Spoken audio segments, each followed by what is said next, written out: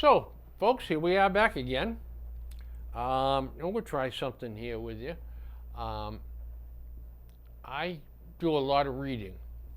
I have various things I read, and Dwayne does too. And we swap stuff back and forth. So one that we read recently is a two-part biography of Adolf Hitler. Now, you say, well, wait a minute, Bill. Hitler has been dead and buried for 75 years or whatever. 45. What is new? What can possibly be new to scrape up about him? Those two books will show you what's new. Those two books will show you who it is, what can be found. A lot of stuff was found from the Russians. Yeah.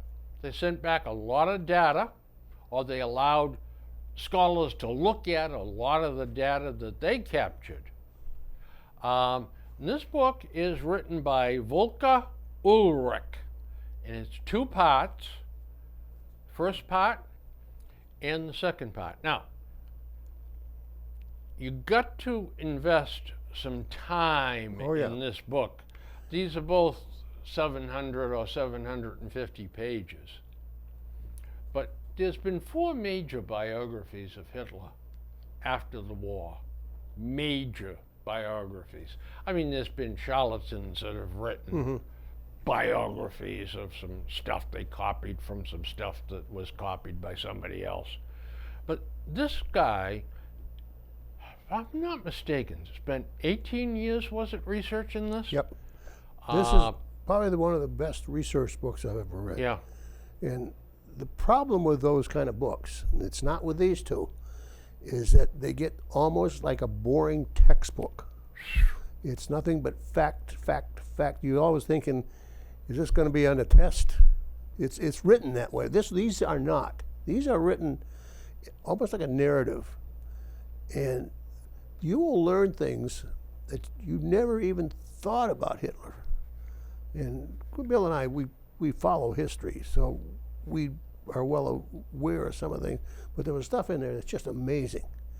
And sometimes you think, how the hell did they lose the war? Then you wonder how the hell they didn't lose it quicker. Because it's we fooled ourselves at the beginning of World War II. How are we going to handle this smooth-running war machine that Hitler has built? The Luftwaffe, the Panzers. It was anything but smooth running. It was chaos. Yeah. And so Hitler had this style of governing on the high level with his key advisors. He never gave anyone too much power. Yeah. He left too many things ambiguous. That's right. So that Goebbels could perhaps interpret it one way, Goering another way, and Bormann another way, and then they would be at loggerheads with each other. He did that purposely. Purposely. He would put leaders against each other because he believed that by them fighting amongst themselves, the best will come out. And also, with them fighting among themselves, no one will get too strong That's right. to plot to assassinate me. That's right. Yeah. It was a convoluted, bloody mess. Yeah. But the books are fascinating. They are. I cannot recommend them too highly. The first one is Hitler. The second one, Hitler, the Downfall. And actually, I'm sorry, Hitler, Ascent from 19, well, actually, the time frame is 1889 to 1939, Yeah. but it really picks up at the end of World War I and traces Hitler's actions and being imprisoned and writing Mein Kampf, which Mein Kampf was strictly, it was a roadmap to exactly what he was going to do, and the world chose not to pay any attention to it. No, they thought he was just a madman. That's all Yeah, it was. a madman raving. Yeah. And this one is The Ascent, and this one is The Downfall. Cannot recommend them too highly. They're available in the libraries, and if you're really sweet and you're nice to me, I might even lend them to you. They're worth reading, well worth reading. And it explains how a failed artist from a Bavarian little town at nothing, poor background, no royalty, nothing, no power behind him, could rise from a nothing beginning to one of the most powerful men in the world. Yeah. Yeah. I mean, he was sitting on top of the world in 1939. That's for sure, 1940. And it also proves, too, how pig-headed he was. Oh, God, yes. He just, if it wasn't his thoughts or his idea, nobody's going to change his mind on anything. And the other thing, there was no such thing as a strategic retreat. No. You stand and you fight. And then you die. And if you die, you deserve to die for not outfighting the other guy. Well, look, he left the Sixth Army in Yeah. Soviet Union. Yeah. Let them killed. Gone. All of them. They could have gotten out of there for that encirclement. No, Nope. they didn't win. Nope. And anybody that suggested retreat was farmed out, any of the generals, or worse. That's why it'll bring out this kind of a mindset. During World War II, there was a lot of call for assassinating Hitler. And it could have been done. It really wasn't that tight. But Churchill said, we got to get rid of that guy. And Eisenhower would say, no, we're not. Because he's running the army in the military, and he's a fool sometimes. If we get rid of Hitler, he's got some very, very strong generals that'll take over. And we might have our hands Yeah, we full. might have a fight on our hand, a bigger fight. Yeah, exactly. And you know, assassinating Hitler would have been an easy task. Oh, yeah. Because he ran very loosey-goosey, Yeah. and he'd have this general in or that general in, or Bormann would come in, or Goering would come He in. was just incredibly lucky, too, because they had assassination plots Yeah. on him, several of them. Yeah. One of them almost got him there. And But no one on a high enough level yeah, that could just walk in there and say, "Mein Führer, we must talk," kaboom. boom! Knowing that that would be instant death for him, too. Oh, yeah. But it never happened. Now, with that said and done, Volker Ulrich has done a fantastic job with these two books. Cannot possibly recommend them any higher. Well, our friend decided that he needed some pocket change, and he wrote another book, 8 Days in May. And it's the 8 days after the death of Hitler. Actually, after the Germans surrendered. It's the 8 days. I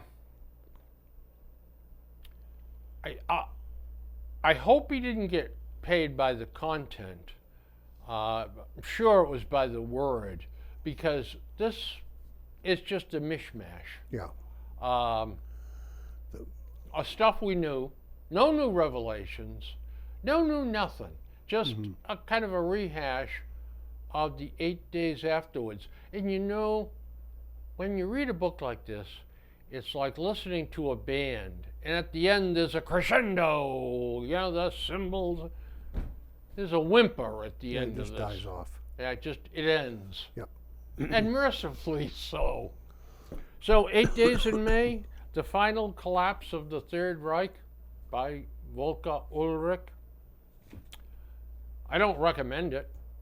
It won't harm you to read it, Nope. but certainly I don't think it's going to do you a whole heck of a lot of good either. So this is heavy reading, though. It's Yeah. not. None of that's light, and it's. I shouldn't use the word entertaining. It's informative, Yep.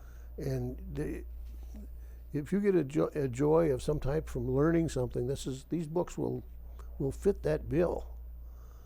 I remember one time years ago, in the old library here, I was checking out books, and I used the library a lot. And I don't know what, I think I had something on the Holocaust or something. And the librarian said to me, "Do you ever read happy books?" Because I have a lot of World War II stuff. And she said, "You always read this stuff that's not happy. Don't you read happy books?" But you I know, don't know. happy books don't have a hell of a lot of content Yeah, in some of them them. don't. But now, so before we leave the subject of World War II and Nazi Germany, I happened to be in the library, the Norfolk Library, and a brand new book came in. The Hangman and His Wife Yep. was the title. Who's this? The Life and Heinrich? Death of Reinhard Heydrich. Heydrich. Now, he was the number 2 guy under Heinrich Himmler and in the SS, Yep. and he was, well, a mass murderer. Absolutely. There's no other way to express it. I Yeah. mean, he was given the job of the final solution, the murdering and the elimination of the Jews in Germany and in Europe. Mhm. So, and it was written by Nancy Doherty. I grabbed it and I said, wow, what can possibly be new about Reinhard Heydrich that we already don't know? I mean, there's been 4 or 5 biographies of, none of them particularly well done, by the way, but and I happened to mention it to the librarian. She says, well, I'll be very interested in what you have to say about it when you bring it back. Come to find out, Nancy Doherty befriends Heydrich's widow. Now, Heydrich was the number 2 guy under Heinrich Himmler, but in 1942, he was assassinated. Yep. Successfully so by 2 Czech terrorists, I guess you'd call He them. was riding in a convertible, wasn't he? That's right. Yep. And they tossed it in the back seat. Yep. Tossed a bomb or a grenade or some type of Yeah. explosive device Yeah. into it. And he lingered for a while, and with penicillin, he would have lived. Yeah. But they couldn't stop the infection. So he died 8 or 9 days afterwards, I think. 8, I believe. Yeah. So this Doherty woman knew, or got to know, Heydrich's widow, who lived in the northern tip of Germany. Now, Doherty could speak German, so she went and called on her. Well, they developed a friendship, and Miss Doherty went to see her 4 or 5 times, but she stayed for 4 days to a week. It was difficult to get information out of this woman, Yeah, out of the widow. yeah. So she'd stay for a week of those 4 or 5 times. So she got a good solid month with this lady, and she had to drag things out of her. Yep. But she found out one heck of a lot about Heydrich and about Nazi Germany Yeah. and the intrigues And those kind of information, that book too, it's very inside. It's not historic fact. It's what happened behind closed doors. What happened after everybody went home.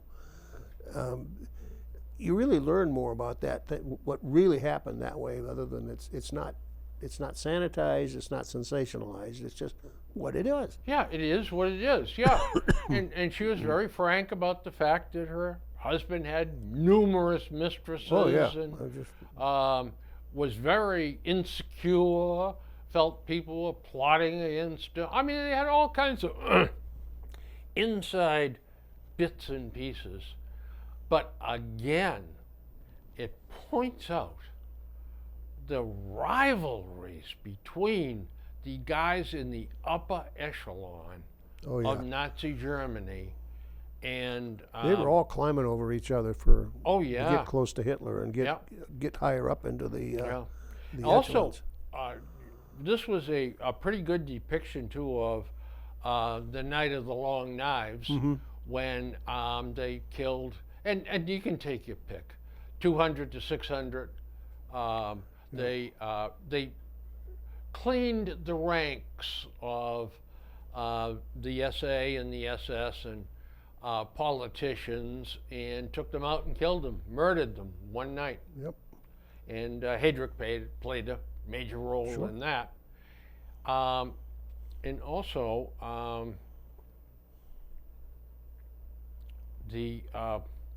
oh jeepers, I forgot what I was going to say. Oh well, it's a heck of a book, and it's at the Norfolk Library, The Hangman and His Wife. And by the way, we're going to talk about quite a few things here. If anything strikes your fancy and you don't write it down, or you want more information about it, feel free to call me or Dwayne, and we'll walk you through it. Dwayne, what do you got? What do you want to talk about? Well, I'm staying with books. I was not a fiction reader until Bill said, try this one. And now there's several authors that I really like. You got Connolly, he's got Michael. I never cared much for mystery books, but so if you are a novice on that particular subject. Michael Connolly. Yep, there's a whole bunch of them. Yeah. And for those of you like me that don't see all that well, we see, but we don't like we used to. The library's got a lot of large print ones. Michael Connolly is an interesting guy. He started out with 4 books. The first 4. And you really have got to read them in order. Yep. Because there's a common thread. Yeah, and they reference one book, references back to the other book, Yep. and the other book references back. And sometimes you'll find they reference 3 and 4 and 5 books back. That's right. Yeah. But it's the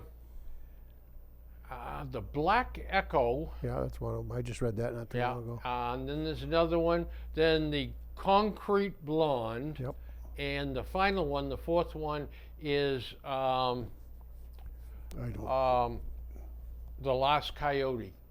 I believe you're right. Yeah. And I'm not going to spoil it for you, but he's a rookie cop in the first one. And some of the stuff, he references blackouts and stuff that he remembers about Vietnam and the tunnel rats and all that stuff. Some pretty vivid stuff. His characters are so well developed. Oh, they are. Oh my God. Harry Bosch. Harry Bosch. Independent, grumpy, It's a beauty. ornery. And he takes you into the workings of the LAPD. Yeah. Really into it. I mean, into the ready rooms, into how they reports, what the bickerings amongst themselves, and who's getting what and who's doing what. And I suspect that's probably pretty close to true. I suspect he's right on. Because it really sounds like Because I think his background, hadn't he been yes, a reporter? he was. Yes. And crime reporter. he was in those Yeah. He sat in on some of those meetings when they trust the reporters. Yep. The reporters get to find out what's going on as long as they don't print it. Yeah. Or as long as they don't quote anybody. Yeah. Another author that I like that Bill's not too crazy about is Peterson. Who? Wasn't Peterson? He's more of a adventure writer too. I'd have to look that one up. Yeah. I just finished his book. Sometimes when I have a bad habit of starting 5 and 6 books at the same time, and then they get mingled. My friend, Mr. Weiss, brings up an excellent point, and I do the same thing. These 2 books, you can read other stuff with it. Those two, you can start and stop those. Because they're broken down beautifully into chapters, okay? Lots of good stop and go stuff. Yeah. And the background here. Mm-hmm. And each chapter is like reading a new vignette of what happened.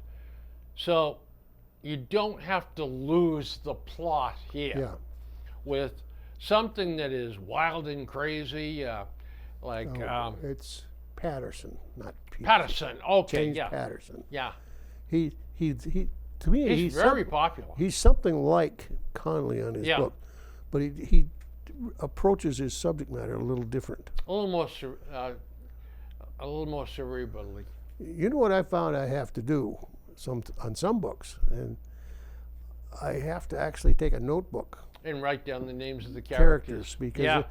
some of these guys, if they get real character heavy, 30, 40 characters, then you go back to, hit page 48 or 152 and they start reference, and you say, who is John P. somebody? I don't remember who he was. And then but if I write them down with a little, with a little note, on the Tom's side. brother-in-law. Yeah, exactly. Yeah. Then I leave it over. Okay, then I don't have to Bingo. page. Sometimes I've had to page back for 15, 20 minutes looking for that name in a book to see what he was. If you write it down, you got it. Yeah. Yeah. In fact, in Hitler, I had like 2 pages of notes of things that I wanted to remember and write about later on. So, let's see what I got here.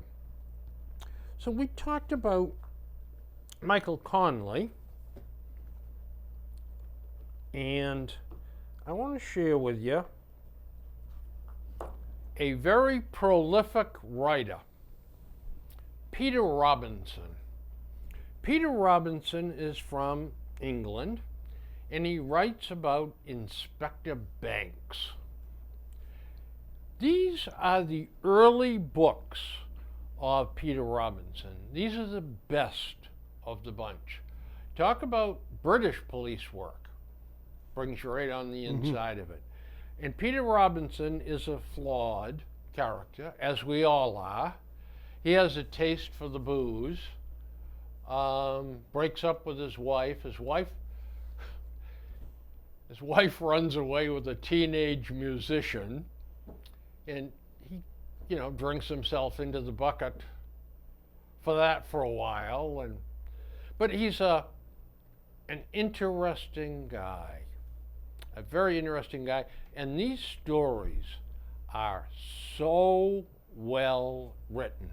You can find some of them at the library, and I probably get 10 or 12 of them at home. And if you're nice to me, I might even lend them to you.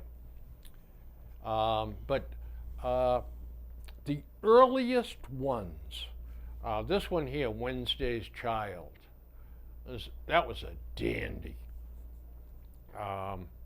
But Peter Robinson is a prolific writer who is very, very skilled.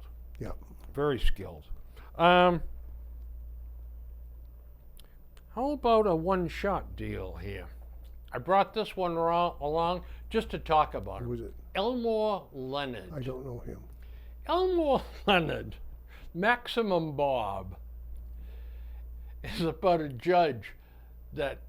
corrupt judge, who sentences everybody to the absolute maximum. Oh, okay, that's where the title comes Yeah. from. And Elmore Leonard makes a murder mystery, writes a murder mystery that is as funny as any comedy you ever want to read. In fact, you should take this one with you. I mean, you will. Yeah. This is really good. And there's another one he's got, Kill Shot, that first 30 pages are as good as any vaudeville skit you ever want to see. Very, very good writer. Now, after about halfway through his career, he started writing by the word. Yeah, So, you can tell when they're doing that. Yeah. But his early stuff is really, really good. Really good. Okay. I'm saving the best for last, by the way. There's been books out there that I can't get through. I've tried to read them. I get so far on them, it starts bogging down, and it's usually the author's technique or style that does it. Yeah. I've got one. I don't know where it came from. It's Cleopatra. It's about that big, and it's written by a woman. She can't use a word that's this long. She's got to use a word that long. Because I'm showing you how smart I am. Yes. And those sentences sometimes make no sense. I'll ask my wife, what does this word, where are you getting that word from? I said, right here. It's in this sentence. She said, I don't know where that comes. I don't know why they think they have to do that. You know, there's a couple of British novelists that do that too, but they don't do it throughout the whole book. But they'll throw in 3 or 4 beauties that, I keep a dictionary right beside me when I read. This woman does it almost every page. Well, you can't read that. No, you get file out, baby. It certainly gave me a different opinion of Cleopatra. It wasn't Elizabeth Taylor, that's for sure. Wasn't that good looking? She was a crow. One-shot authors. John Katzenbach wrote The Shadow Man, Die Schatzen Man. Very, very good novel. I think you read this. Yes, I did. Yeah. This was one of my favorites. He wrote something else afterwards. Wasn't that good. But this is very good. The Shadow Man, John Katzenbach. So John Sandford is the most prolific I mystery enjoyed the writer. hell out of him. Yep. Now, I got 2 of them of yours on the hearth. My wife promises she's going to read them, but at this rate she's going, it ain't gonna she ain't going to have enough years left. So, John Sandford has written, I think, 29 mystery novels, and every one of them has the word prey, P-R-E-Y, winter prey, summer prey, and it goes on and on and on. John Sandford is one author that for the first 27 of his books, they were all great. Okay. The last 2, he has a co-writer. Oh yeah, that changes And the style. The style has eroded, and now there's car chases, and one car bursts into flame, No, that's an not airplane crash, That's not 3 him. shootings. He usually go into his fancy club and his. This is not his stuff. But his stuff, to be safe, the first 25 of them, folks, is great. The word prey is in the title of every one. Now, He's very entertaining. His stories. yes, he is. There's some humor in them. There's some light stuff. Then there's other stuff mixed into it, but it's not depressing and it's not stretching. No, and if you have the chance, that you can pick out the early ones from the later ones. Mm-hmm. They're progressive. He doesn't marry right in the beginning. Yeah. Eventually, he does marry. The book where he and the wife have the big falling out, that it takes like 2 books for her to get over it. I don't know. I've only read 2 or 3 of those. So. Yeah, it was a bad guy was in the hospital and terrorizing the hospital. He was trying to get somebody, and he took Sanford's wife as a hostage, and not Sanford. What the hell? John Sanford. Who's his nom de plume?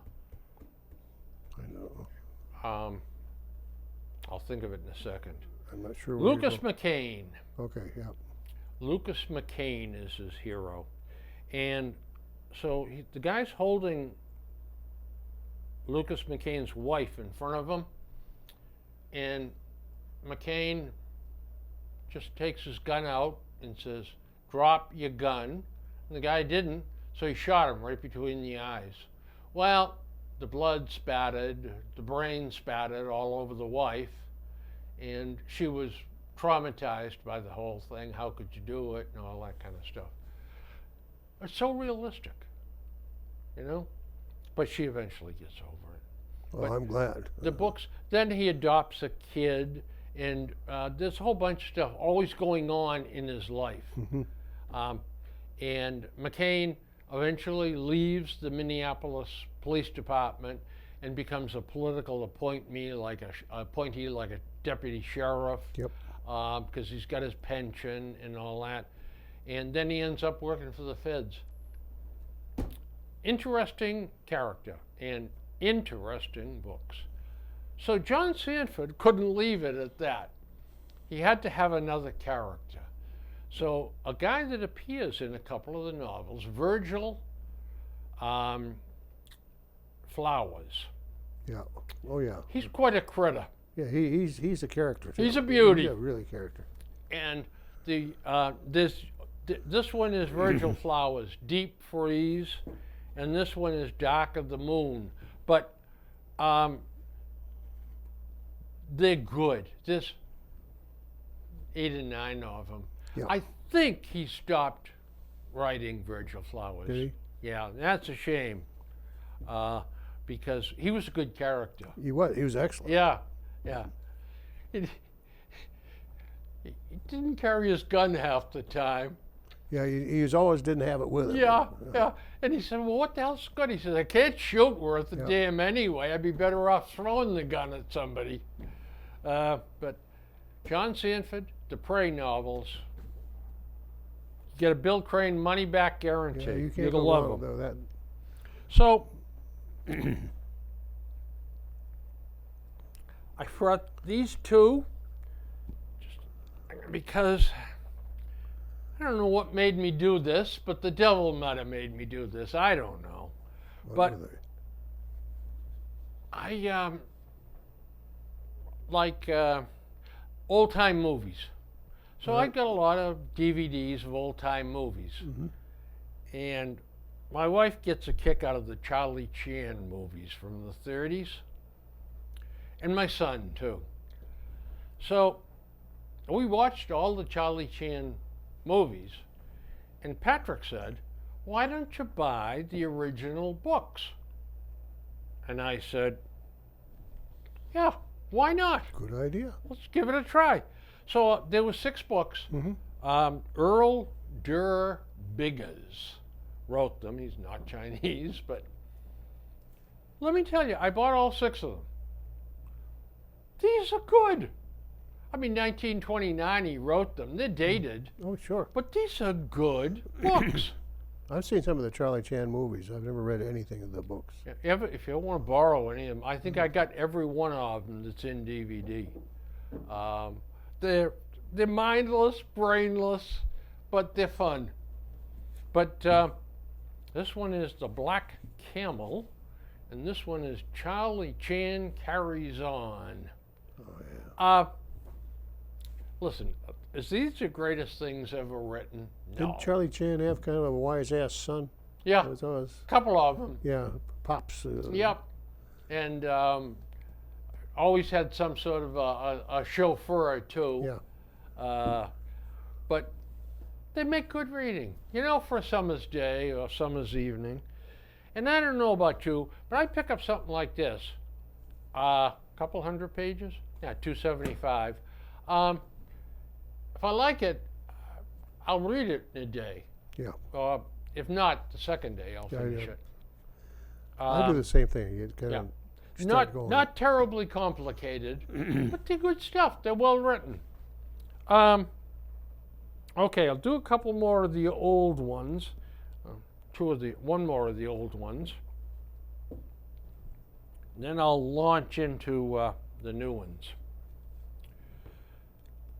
John Creasy, Oh, no. Inspector Roger West. Again, British movie, British author. And he wrote maybe 25 of these. Well, I never knew of them until I went in the Army. Now, how did you find out from him about him in the Army? I was stationed at Hohenfels in Bavaria, and we had a nice library. Okay. Old-time books, but nice library. Mm-hmm. And over there was a whole bunch of hardcovers of John Creasy. Oh. And I said, huh. So I took one out, read it. Well, I went back and I read the whole bunch of them. Yeah. And these I happened to pick up, I think at a yard sale someplace. But they're very entertaining. I enjoyed the heck out of them. And Death of a Postman. I think I'll have you read that one. Okay. It's a good one. By the way, this nothing heavy about these. No, I suspect not. So, let me talk to you about a couple of the latest authors I have discovered. M.C. Beaton. It's a lady. She died at the age of 94. She was a prolific writer in England. And she wrote 34 novels about Hamish Macbeth. Now, Hamish is an interesting character. You gotta love him.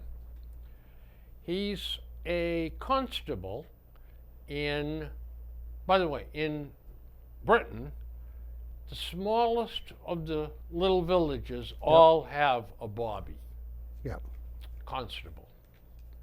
And as you know, as the size of the outfit, you know, they get 5 or 6 bobbies, and then the cities have 100 bobbies. Well, he is up in a town, in a village in Scotland, and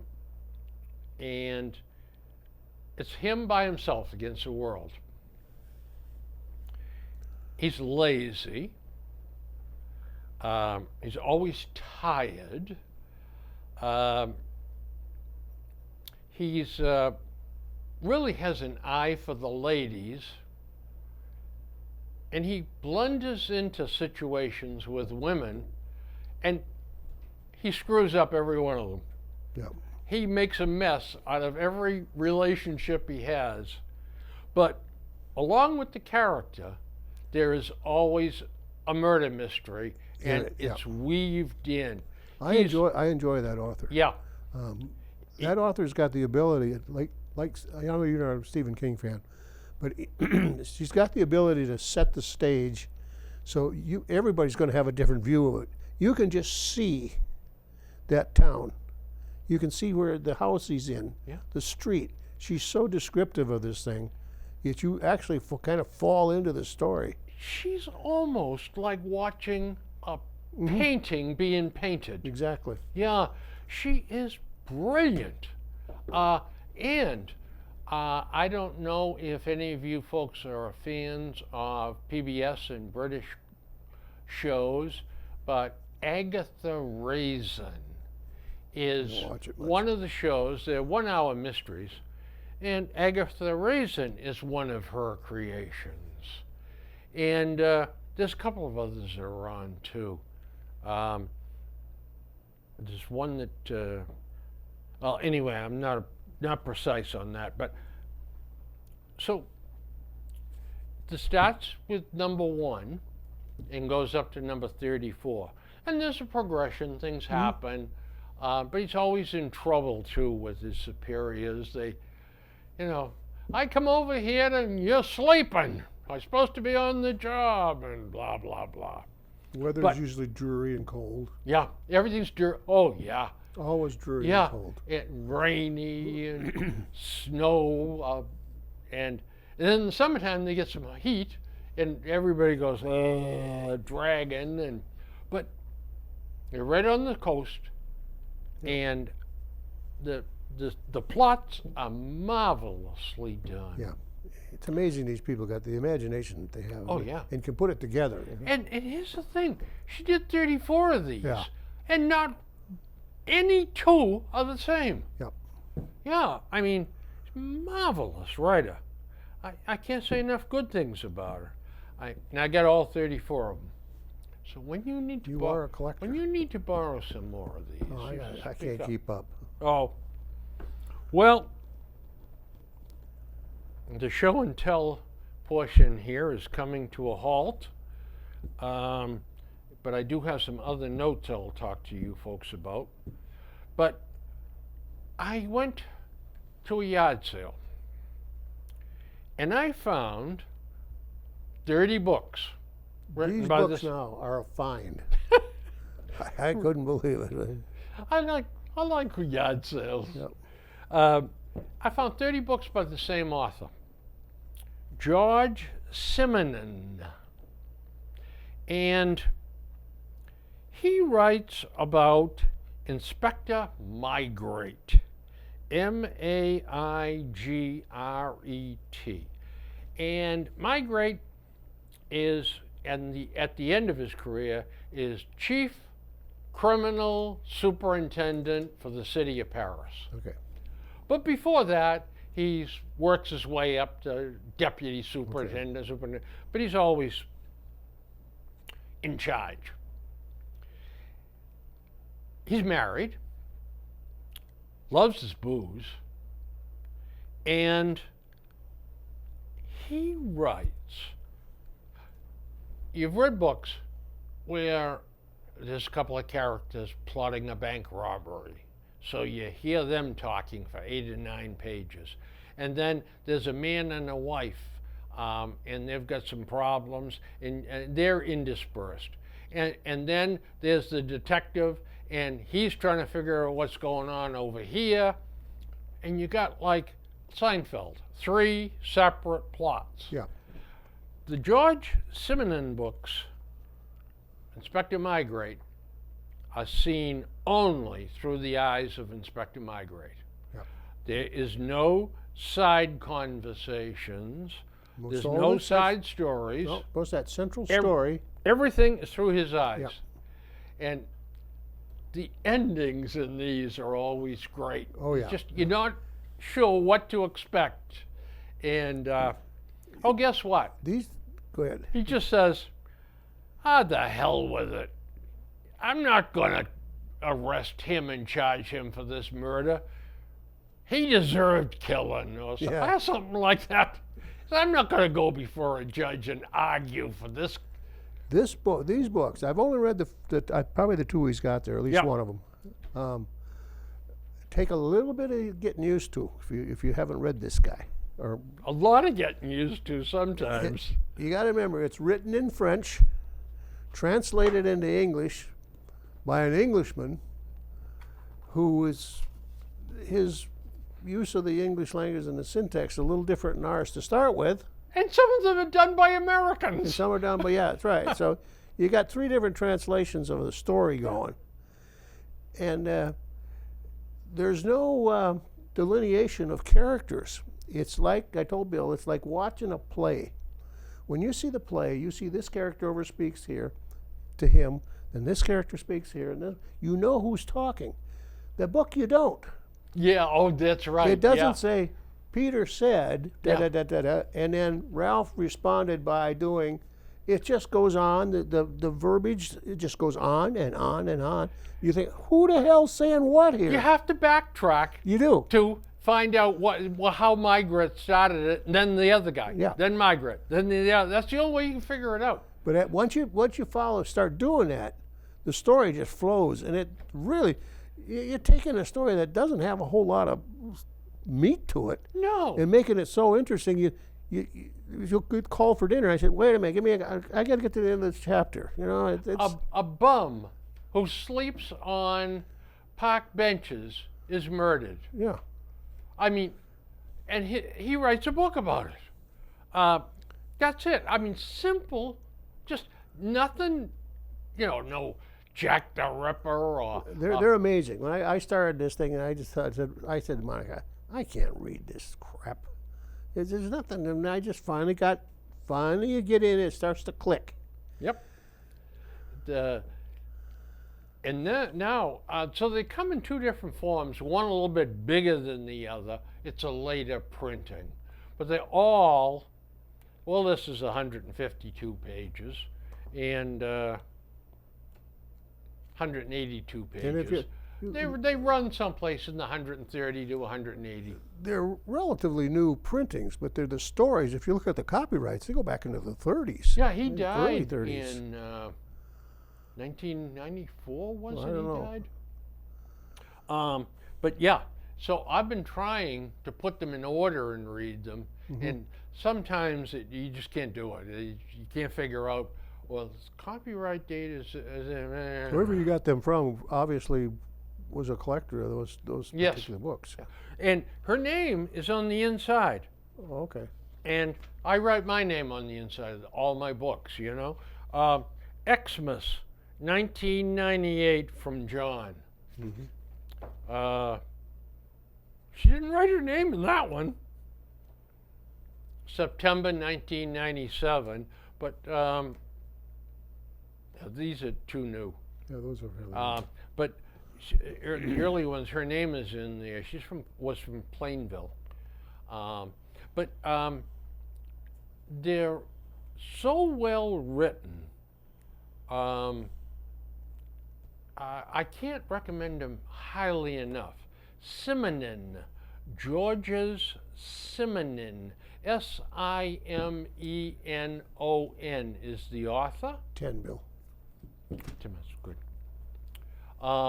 And I tell you, I start one of these, and I have to finish it. Yeah, you got to stay with it. Yep. 'Cause, well, you want to stay with it. You don't have to, but Yeah. you'll want to. Yeah. Couple of other notes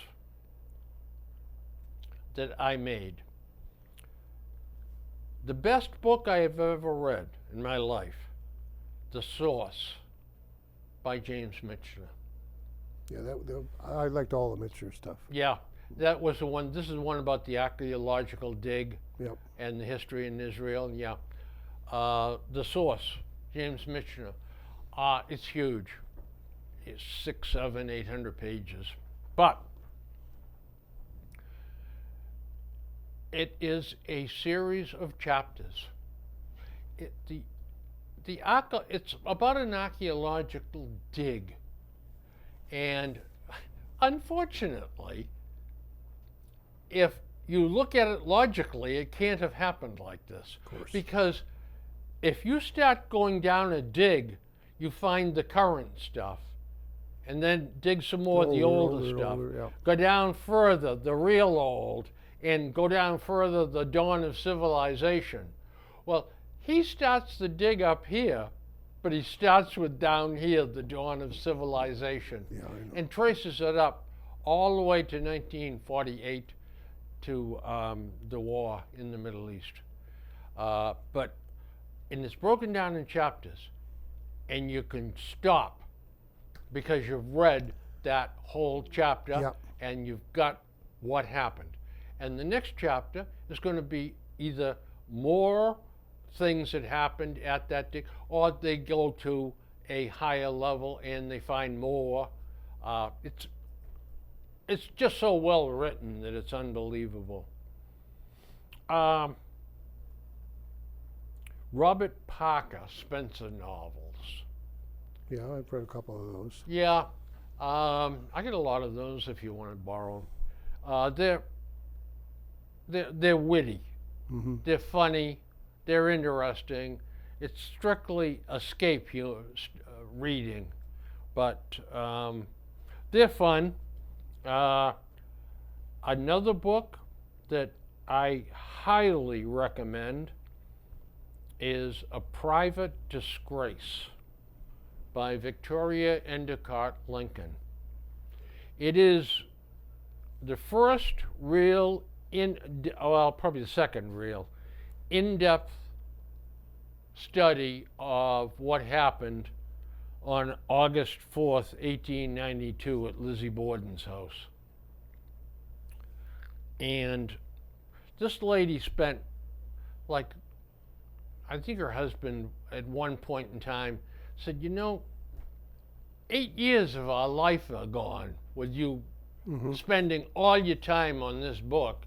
But she did one hell of a job of research. And every book written about Lizzie Borden after that copies what she wrote and makes it twist here and a twist there. But if you're interested in what happened at Lizzie Borden's house, A Private Disgrace, and she's so talented, she's a professional author, she's so talented she makes it read like a novel. It's really extremely well done. I've read everything written on Lizzie Borden. One other book from 1934 that was written was exceptional too, and the name of it escapes me. But that's the number one thing if you want to know about Lizzie. Another good author, Lawrence Sanders. Very good. You have to be careful now, folks. Lawrence Sanders he was a prolific mystery writer, and he wrote 7 books about Archie McNally, a playboy, goofy. Son of a well-to-do attorney Yep. in Florida. Yep. They are one of the most entertaining mystery books you're ever going to read. They are. And You then Lawrence Saunders dies. And his family sold the rights to write Archie McNally books to a couple of other people. Oh, I didn't know that. They're horrible. So if you see any of these books, and they're all titled like McNally's Secret, McNally's Luck, McNally's Risk, and so on. As long as it's written by Lawrence Sanders, you're going to love it. They are good. They are funny, but if it's created by Lawrence Sanders, written by Rip Torn or something, let me tell you something. Save your money, save your time. They are poor substitutes. But he's right. They are enjoyable books. Really good. Another good author, Nelson DeMille. Yes. Plum Island. Some of Plum Island is laugh out loud funny. Yeah. And there was a movie made of The Colonel's Daughter, and that was a good book. The colonel on a post, his daughter is raped and murdered, and the detective is a woebegone warrant officer, and he's got to interview the colonel, and the colonel, is, you're just a grunt, and that's not how it's supposed to work, but it was a darn good book. And there was one other I liked too in that bunch. But I think that's about it for my notes. You want books that are really, they're dated, but they are funny. I mean, they're laugh out loud funny. It was a Gene Shepard series. Really? And he spells his first name with J-E-A-N, the feminine. Everybody have seen Christmas Story. The guy with the lamp and you're going to shoot your eye out. That's him. The narrator is Gene Shepard. Oh. That movie is a compilation of about 5 different books. Like, remember when the Clampett's dog took this turkey? There's a whole book about living next door to the Clampetts. There's a whole book about... Really? They are funny. Gene Shepard. Yeah. The library's got some of them. Oh, okay. They're really, really funny. And it's the kind of books that you'll laugh out loud from them. And he's always talking about his old man. They live in Gary, Indiana. Me and the old man, we go fishing out there in the lake. He says you could hear the beer cans clanking together. and about buying a house from Sears. You could buy a house from Sears. He and his buddies helped unload the train car. Well, they started ripping the boxes apart. Pretty soon they had the house all scattered around. It just goes on. His stories are not long or involved, but they're good. Good. To show my level of my sense of humor, I think Christmas Vacation was one of the funniest movies I love the ever Vacation saw series. in my life. Yeah, Eddie standing out front, emptying the camper down in the drain. That was great stuff. The people that did that, and the original Ghostbuster. Yeah, the original was that good. was good too. Well, folks, if you have any questions, any of these names we've talked about, please feel free to give me a call. Give Dwayne a call. You'll like most of these books. I haven't read all of them, but I read 3/4 of those with not some of the authors. But our tastes sometimes vary much. I noticed at my house, my wife will say, she just the other day said to me something about, she looked at the books on the hearth and stuff. She said, "Doesn't take much to entertain you, does it?" Wow. No, to amuse you. That's what it was. That's kind of it's kind of a mean I said, no, I know. It's because between reading and watching the birds, I'm had an exciting life. That's right. Retirement is really hell. Doesn't take much to amuse you, does it? No. No, and I'll tell you, finding all these books makes retirement a hell of a lot more pleasant. Yeah, it does.